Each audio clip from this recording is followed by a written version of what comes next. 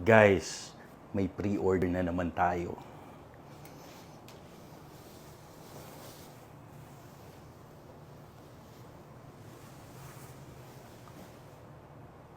Wow!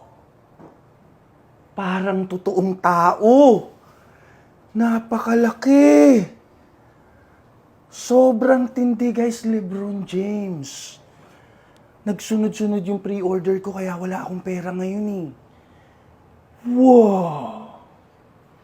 Napakalupit. Brother, pakita mo yung kamay. Wow! Ang astig! Guys, ito po ay gawa sa kahoy. Kaya kung mapapansin nyo, parang matigas yung mukha niya, di ba? Napakalupit nito. Ano rin to guys? Articulated din to.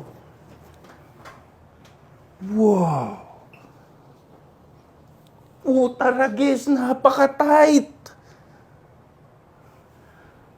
Ang lupit. Puta. Wow. Pakita mo yung pores ng skin niya. Butas-butas. Ang galing. Yung ano nito, yung balbas nito, guys, gawa sa alambre. Wow.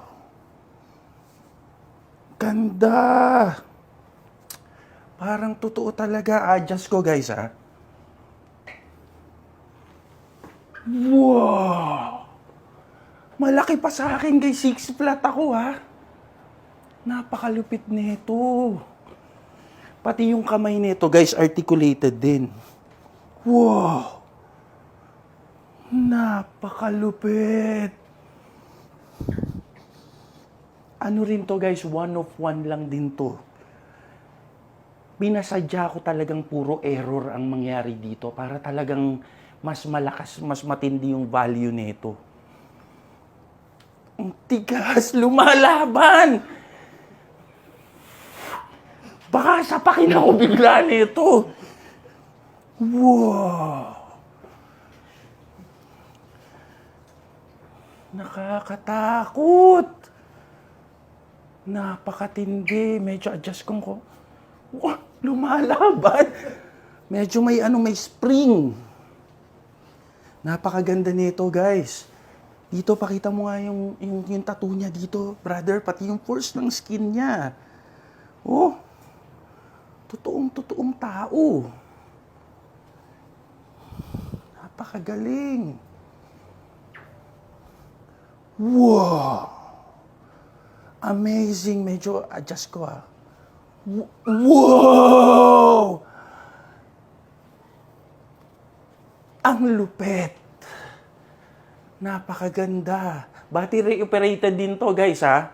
Kung mapapansin nyo, yung mukha niya, pag pinindot ko, makukuha niya yung make face ni sino ba to? Ni LeBron James.